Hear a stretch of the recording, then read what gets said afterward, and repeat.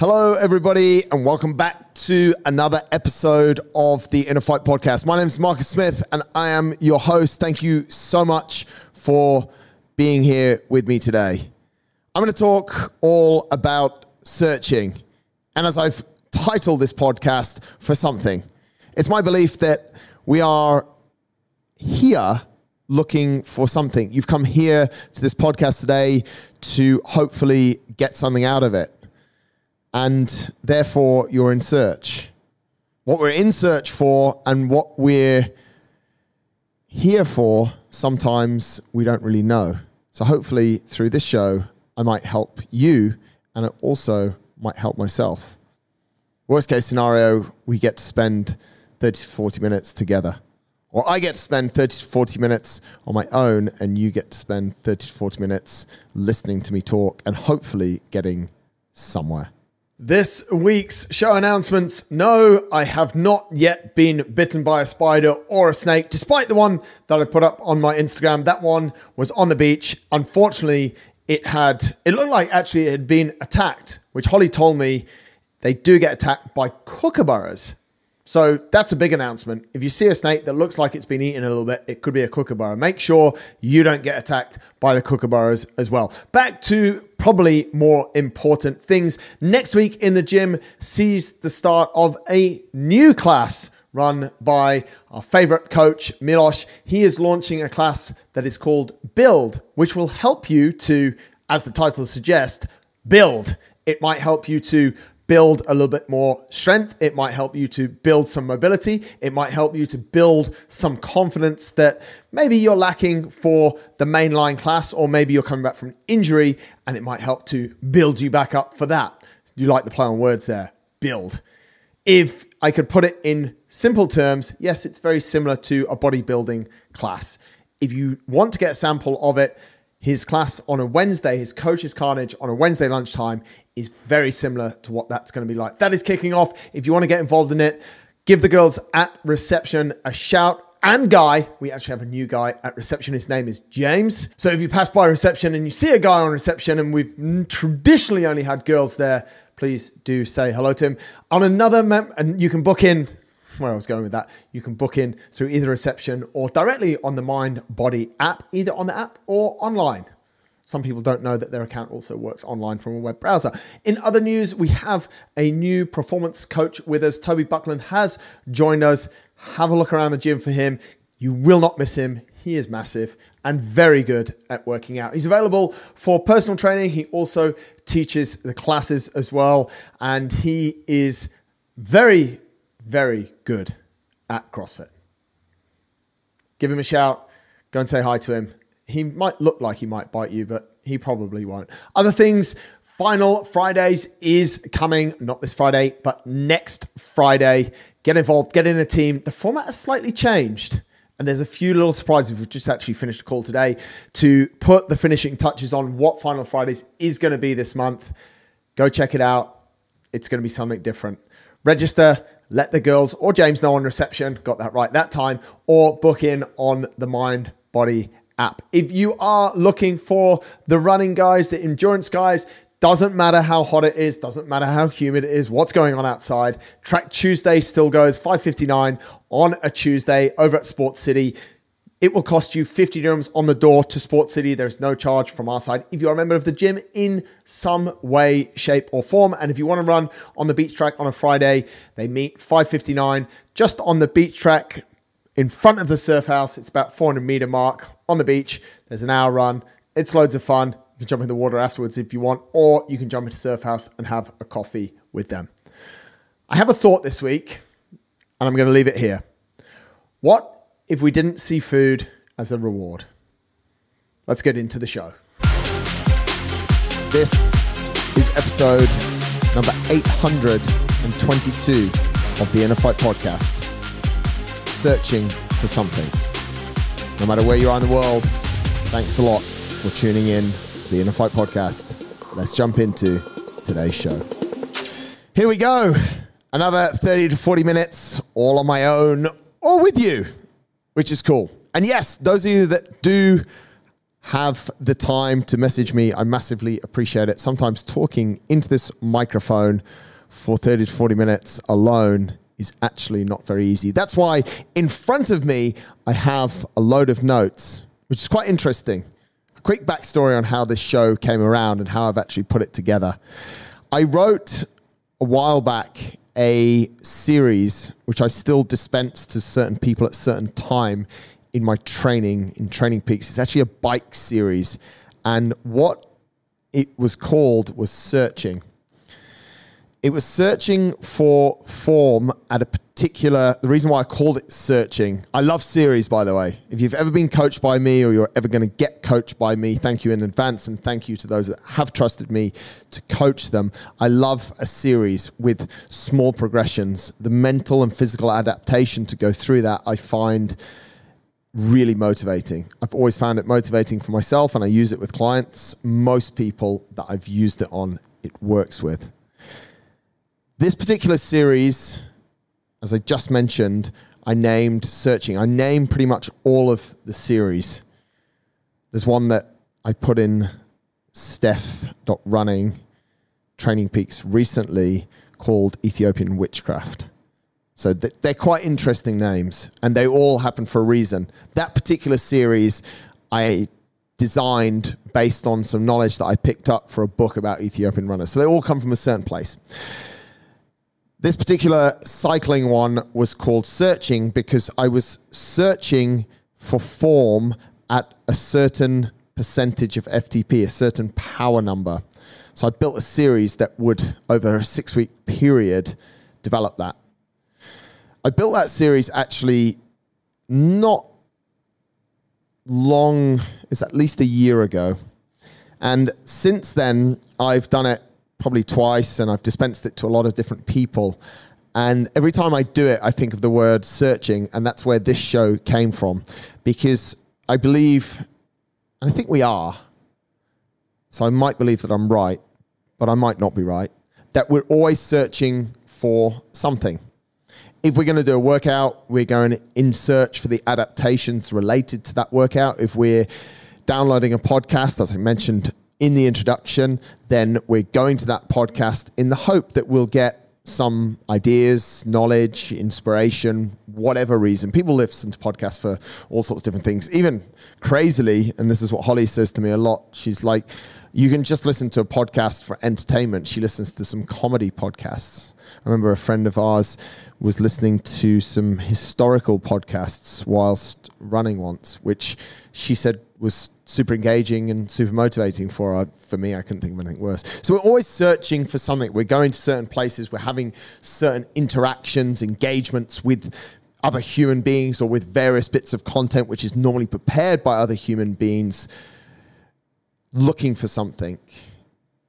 Well, I thought I'd try and put that in a show because I think it all comes round to 2 or 3 different things. One thing is maybe we're searching for, yes, that knowledge, but essentially maybe, and it's only a thought, so stay with me, but maybe we're searching for our purpose. Maybe we're searching to understand more about life or to feel a little bit more alive. So here's to something that maybe could be nothing, which is also quite exciting. And that's why I will try and keep it under 40 minutes. When we're searching for something, if we're searching for our purpose, what really is purpose? And I think maybe we've thrown this idea around a few times on the show recently, and maybe you've had it thrown around in your life. If not, I think purpose often leads to motivation. We have discussed, and many other, I guess, podcast hosts you've probably heard discussed, or many other people, what comes first, motivation or discipline.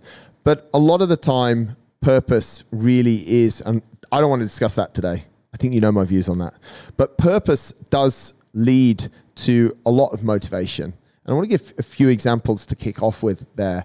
In one of the questions that I feel personally gives me a lot of purpose is asking myself and also a lot of the people I work with, and more often than not, also Holly, which she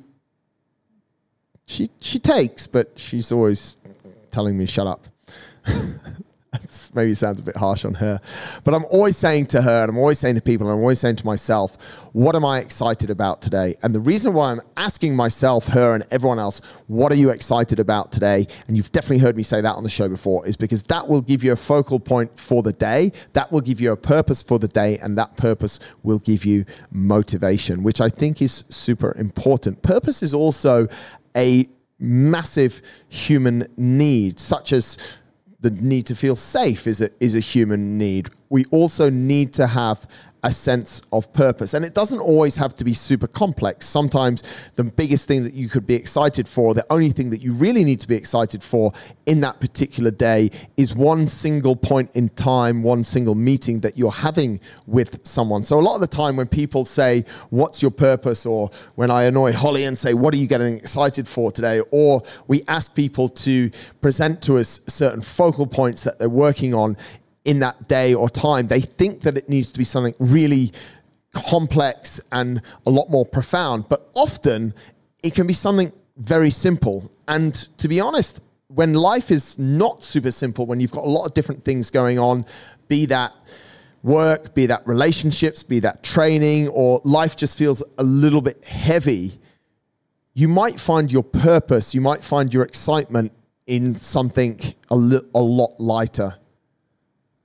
For me, one of my purposes, or one thing that I actually get excited for every morning, is the process of having a cup of coffee. That's why I post it a lot on my Instagram, because I'm kind of excited. And in that moment that I'm having that cup of coffee, I'm able to have a little moment on my own and think about different things and have no distraction and no noise. And that brings me a lot of satisfaction. Some of you might think I'm a little bit crazy, and that's okay too. But if you think about it, there might be some certain points within your life that are really simple, but that give you this sense of purpose and this sense of excitement. And of course, at the same time, it could be a lot deeper and it could be a lot more complex, and the things that you're excited about could be a lot more big picture. The things that you're working on could be a lot more bigger picture. But each day we go out and we search for them. We work for them. We have to get excited about them. And really, I guess this show, if I was going to put it in a genre, I'd probably put it in a genre of motivation. Not that, well, some people might be motivated by it, but really it falls into that category. And that's why I massively believe that having a good purpose will help you to stay motivated, because you'll be excited about what you're doing and the fact that you're going out there. The second thing that searching is about, and the something is about, and your purpose to feel alive, is a little bit around awareness of your existence. And another great exercise that I've done multiple times with myself, and I think this exercise is one of the hardest exercises, because what we seek to do when we're doing it is close the chapter. We want to put a full stop at the end. We want to underline it. We want to close the book, and we want this thing to be a masterpiece for us that ultimately defines us. And what I'm talking about here is the question of, who am I? A lot of the people that I ask to write their definition of their who am I down really struggle. It takes a lot of time. It can be very difficult. Sometimes they start out with, who am I not? Which is a great way to start. Who don't I want to be? Who am I not? But I think understanding who you are and having awareness around your own existence, and also having awareness around the fact that you're an evolving piece of matter. You change by the second. You've been changing by the second since you were born. Therefore, your definition of who you are can also change. Maybe it doesn't need to change by the second.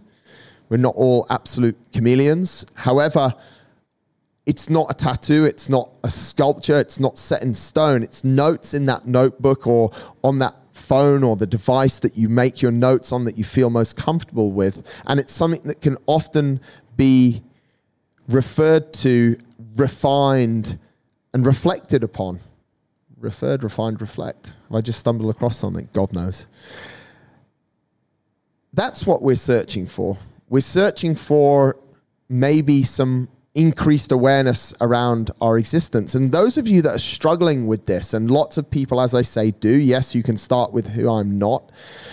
I encourage you to think about different things, about different senses.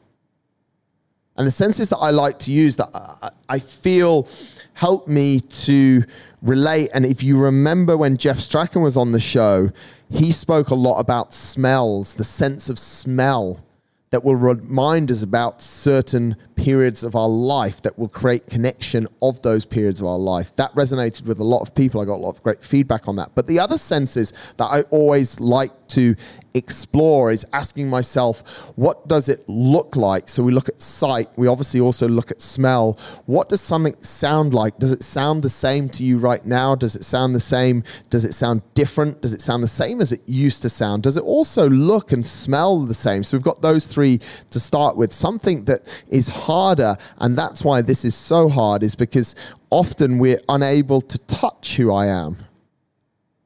Think about that. How do you touch who I am?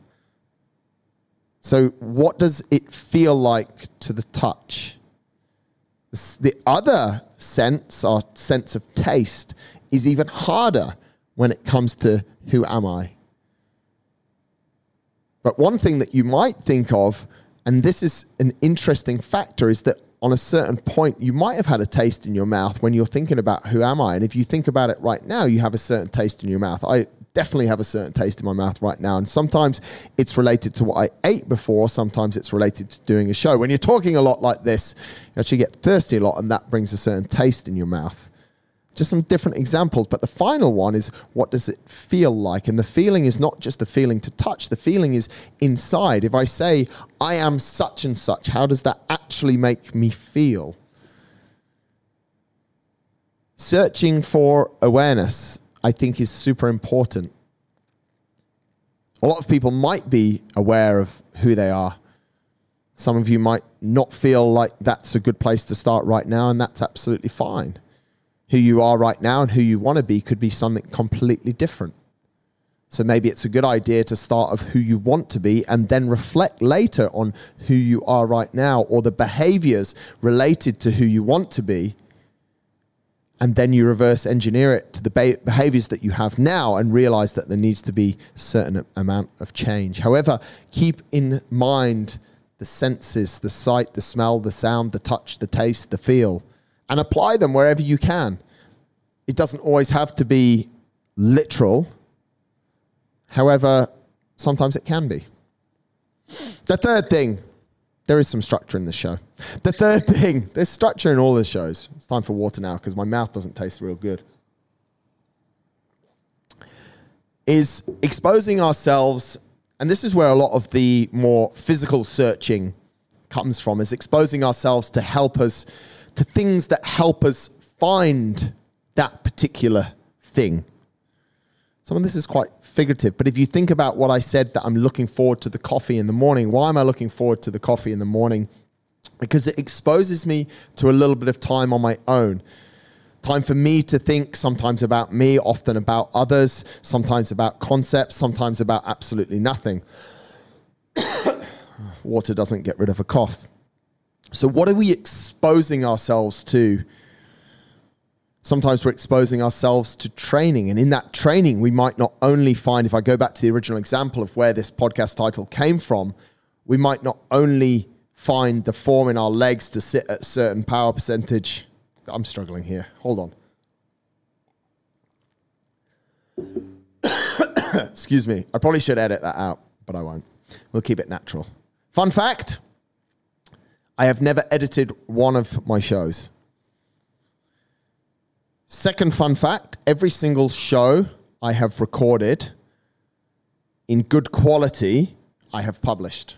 Third fun fact, twice, maybe 3 times, I have recorded a show, and now it's making me double guess, but I actually backed this one up because I record it on 3 devices at the same time.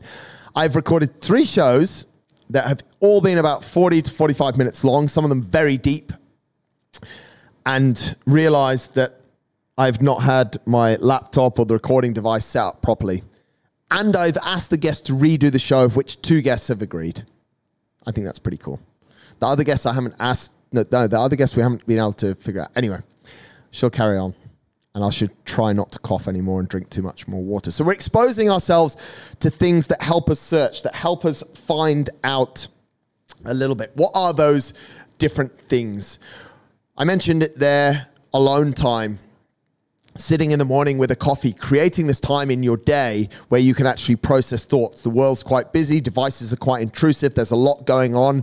We're quite invaded in our personal space a lot of the time because we have these devices that ping and ding and ding and dong and are just outright fucking annoying, and everyone should put their notifications off the whole time unless it's a real emergency. And if you really do a survey of what's an emergency and what's not an emergency, you'll realize that nothing is an emergency except your family. Keep your notifications on for your family and you will do all right. Spend some time alone. You're giving yourself exposure to an environment that will help you search for something, for that purpose, for that feeling of being a little bit more alive. The other tools that we use that give us exposure is certain jobs. Who am I in a certain job might not be who I want to be. So is that who I really am? And am I going to continue to pursue that job or am I not? And a job might serve you for a certain amount of time, and then you might realize that it's not actually who you want to be, but it was it served you in a certain way to get to where you wanted to be. And this is especially true for me. I loved my job at Adidas, but I knew it wasn't my job forever. I knew about 2 or 3 months into that job where I had maybe an epiphany, maybe a moment, maybe I lost my mind completely. I realized that Adidas was just a stepping stone, but I knew it would be about a 4 to 5 year stepping stone because I needed it to prepare me for what was going to be the next step. So I had exposure in that job for a long period whilst I gathered the tools to move to the next step. Other things that expose us are things like challenges, experiences, ultras. Ultras give me similar things to, well, you might argue, but they give me that time alone, the same as my coffee time in the morning or just spending a little bit of time alone. Relationships also give you that exposure, and if it's a healthy or an unhealthy relationship, it could potentially continue to give you that exposure. I love my relationship with Holly because sometimes it's just like a mirror. She just holds up this mirror and asks me these questions, like almost like a great mentor, which I encourage everyone to try and secure in different areas of their life. I think people should have mentors for business. I think there should be mentors for relationships, for sports. Some of them can cross over. Some people are super lucky that they found someone that has a skill set that can cover them off in all those different areas. And some people need 1 or 2 mentors for certain areas. You could have 2 business mentors. You could have 2 training, coaching mentors. We do it a lot here at InnerFight, where we have a coach or a mentor for a client who's a strength coach and then one who's also an endurance coach. That's okay. It doesn't have to be one person. It doesn't have to be 20 people. But the relationship I have with Holly is often she's holding up a mirror to me and mirroring things back to me. So she'll repeat what I say, which is a really interesting situation sometimes, because she'll say, you just said this, and I'll be like, no, I didn't. And she's like, you did say this. And I'm like, wow, that's actually what I said. So I'm now getting exposure to these different things through different ways. Things like holidays give us some exposure to go a little bit searching for something. And if you are on holiday or have been on holiday recently, then you'll know exactly what I'm talking about. And you set out and maybe you have a blank notebook, maybe you have some things different. I hope you have some things different to what's in your normal routine, because that would be a shame if you didn't utilize that time where you have a little bit more space to go searching for maybe what you want to do when you go back, or taking time to reflect on what you have been doing for the months gone by. Things that I had as bullet points to read out to you guys, or to speak out to you guys. I shouldn't say I'm reading them out, but if you're watching the video version, you can see I have the mic here, I have the camera there, and I also have all of my notes in front of me. And I'm very transparent about that, because sometimes on a show that's just me, I need a lot of notes. Actually, on a side note, there's lots of side notes today. Some shows, I only need a few notes. This is the stuff about podcasting that actually no one teaches you and no one says it. I'm not sure there's many people on a podcast that would say stuff like this. Exposure to things that help us find something. For me, ultras, the gym helps me find something. My relationship with Holly helps me find things. The jobs that I've done historically and the job that I'm also doing helps me search for my purpose. Maybe I found my purpose. Maybe my purpose will change. And I think it's the same. Who am I and my purpose? They might be changing things. Challenges that I do, which is also related to ultras, holidays that I go on, give me time to write things differently. And I often will take a different book to my normal, or journal, if you want to call it that, to my normal weekly journal. And I will write in that instead. And then alone time. For some people want to go on retreats. Some people want to go on silent retreats. That's cool as well. Some people need that kind of environment, I would say. Some people call it excessive discipline. Yes, maybe it is excessive discipline to be on a silent retreat and a fasting retreat for long. Some people need that. For some people, it'll work. For a lot of people, it actually won't work. So think about giving yourself exposure to the things that you think will help you find, and then run them by those closest to you, because sometimes a sense check is definitely something that's going to help you even more. I think the next thing, when we're talking about searching for things, searching for meaning, which hopefully will help you along the way, is to start to define different keywords of life. And this is also different keywords of life. That sounds so deep. Different keywords, or different words that can just all fit nicely into this jigsaw at some point. It might feel like a dot to dot, but actually it becomes a really well-fitting jigsaw. But not always. If we stay on the jigsaw theme, we might fix certain areas of the jigsaw. And I think we have to be happy with that.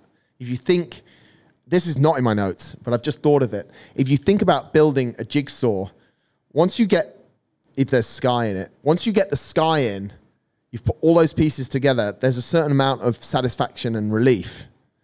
You get fully excited when you finish the jigsaw, but when you finish certain areas, you get excited. And I think it's the same when it comes to us as human beings, when we're out there searching for who we are, for what makes us happy. And these are some key words that, again, on a piece of paper, in a journal if you have one, in a book, however you want to do it, on your computer, they're worth writing down and thinking about. Success, happiness, health, relationships, career, to be, love, and anger. Don't start with them all at the same time. Start with where you feel super comfortable and write some words about them. What are they to you? The second thing is, what behaviors, what current actions and behaviors do you have in your life that demonstrate them, or maybe even demonstrate a lack of them? Go the other way. And then, what are your ideal actions that would demonstrate that word in the most beautiful way? And then, what changes? Where are the holes? Where are the gaps? What changes do you need to make? This is actually getting quite deep. That's a really hard exercise. To be honest with you, this whole show is really hard, because we're talking about purpose on this planet, which I think a lot of people spend their life not even knowing about. Success, happiness, health, relationships, job, career, to be, love, and anger. What do they mean to you? What behaviors are you currently carrying out that exemplify them? And what are your ideal behaviors? Whew, do you need a break? Number 5, or point 5 in my notes here, which you will be not surprised is back up at the top of the page. So I've gone from that side down to there. I went across to there. I'm going up to there. I heard a stat, and I haven't looked this up, so please don't quote me.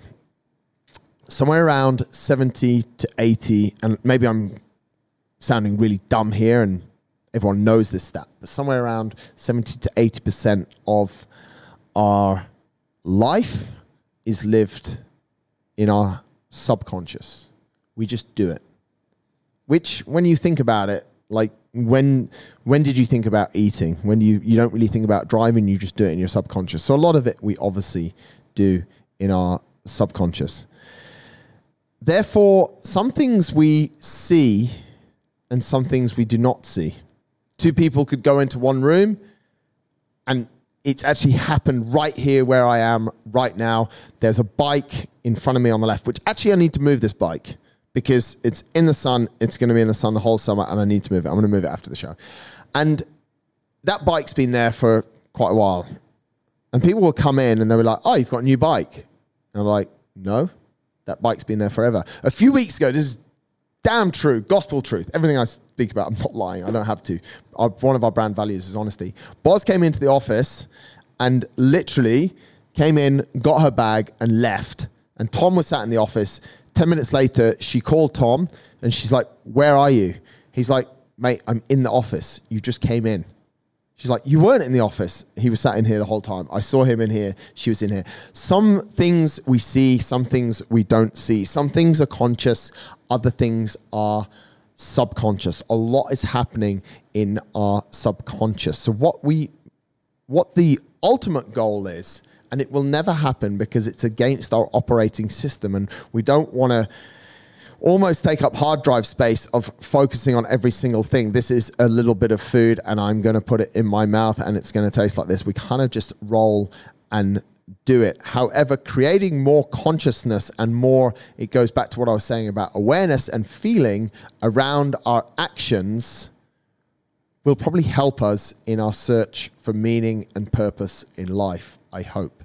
There's a great book about this, which is not for everybody. Please tread carefully. It's a book called The Body Keeps the Score. For some people, it could be very dangerous to read it.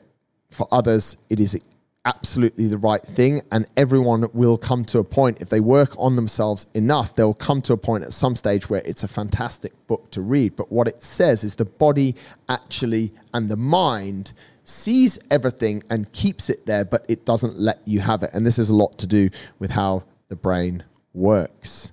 Therefore, to create some time to understand that some things we see and some things we don't, to create some time in reflection, to have what I was speaking about before, to have some guidance and mentorship, not membership.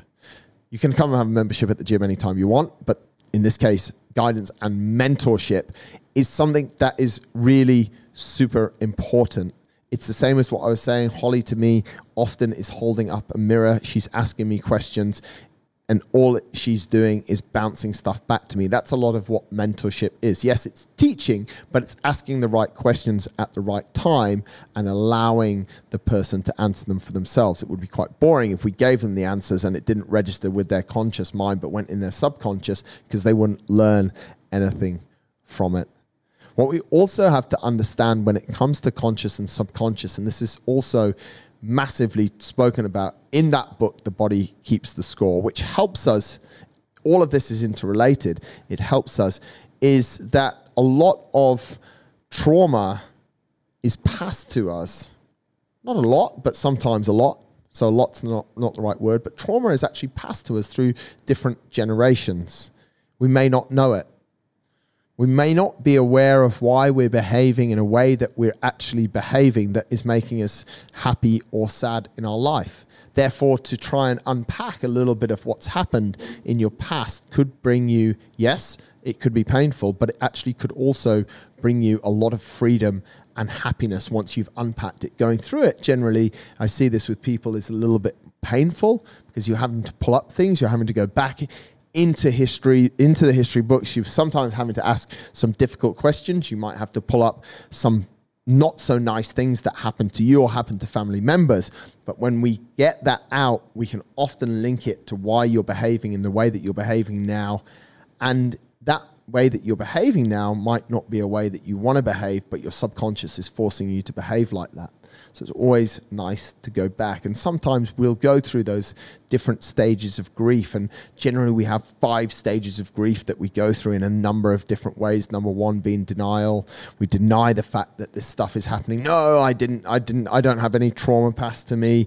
Nothing bad happened to me when I was a child that's making me behave right now. It is, but we deny it at the start. We then go into a stage of anger because we feel that we can't change those things that happen, but actually in reality we can. And if we keep an open mindset to go forward and want to wake up every day with a purpose and with excitement and have found something that we've been searching for, then definitely we don't need to be angry. We can just be happy because it's going to get better. But when you're in a tough situation, you can't often see that. And therefore, the 3rd stage of grief is that we actually just start bargaining with ourselves or those around us. And this not only applies on personal development stuff, this applies in every single way. And then we go into a state of depression because we feel that we can't change it, we can't get out, and we feel very trapped until the final stage that we actually accept what happened and that maybe there is a certain amount of things that happened in the past that is not right, or we are not behaving in the right way, and therefore we can't be free to go forward, and we accept what's happened. 5 crazy stages of grief that apply to so many different areas. But this is the thing, you'll find out things that maybe you didn't need or you don't feel serve you in that moment, and sometimes that's a bit hard, and sometimes it's a bit like, it's almost like a casino in a way that you have to be in the game to win it, but sometimes you're going to lose along the way, which I don't want anyone to lose. And I think the search for things, if there's expectation that the only things you're going to find out there that will give you more purpose are the good things, is a little bit of a naive way to look at it, knowing that you will definitely somewhere along the way find things that are maybe not so ideal, because life is not perfect and your past also is not always perfect. Thank you for still being here. I'm nearly finished. I said half an hour and we're nearly there, or we're a little bit over half an hour, but I feel that we're nearly there. I have a summary for you. Why must we search? I think we're all a little bit lost. We've all had things happen. We've all gone through things. We all process things in a different way. In simple terms, we all have a little bit of shit. However, we all want to have a good purpose. I think we all want to wake up in the morning super excited. That will give us a lot of energy. Purpose gives us motivation. Motivation makes things happen. Discipline eats motivation for breakfast. So it's okay. We're all a little bit lost. There's a lot of people out there that can help us, in our search. And that's a lot of what we do here at InnerFight. Through physical fitness, we're helping people in their search for a greater body. And in that comes lots of different things come out. It's actually quite interesting. I thought it was only COVID that the coaching equation shifted from scientific to emotional, but it seems like we've stayed in the emotional state, and the scientific percentage of coaching would go back up again, but actually it's not. It stays there, and the scientific part of it is super important, but the emotional part of coaching remains ultimately high. People can help, but what's important is that you have openness. Maybe if you think you're ready, go and read the book, The Body Keeps the Score. Understand how your mind works, maybe what's locked up potentially in there, and where maybe you can go and look for answers. And in doing so, you're increasing awareness. You're also evolving as a human being. But one of the key factors, and it's a word I've mentioned a few times, is that we need to always be in a state of reflection. Not looking back and living in the past, but an ability to look back, because that's actually where a lot of the answers are. And I want to close with something that I think is very important, is that you're a super unique human being. I'd love to say all of you are very beautiful, but maybe some people might feel that that's a bit strange. But those that have an open heart and can take that in, you're all very beautiful people, and you all have a huge amount of great qualities and potential. And I genuinely really mean that. But some of those could be locked up. Some of them are not coming out right now. It's nothing about anyone else. It's all purely about you. And if there's a second book I can recommend that will help you with this stuff, there's a book called The Untethered Soul, which will make you realize that everything is inside. And yes, we can get influence from the outside. Yes, we can expose ourselves to certain things, jobs, environments, challenges, holidays, whatever it would be, to try and prompt these things from coming out. But at the end of the day, everything you are searching for, you have inside you. You have your purpose. You know, although you might not be able to feel it, smell it, taste it, touch it right now, what makes you feel the most alive. We just have to help you get it out. Keep searching. There's greatness inside of you. I'm confident. Thank you so much for listening. Have a fantastic day.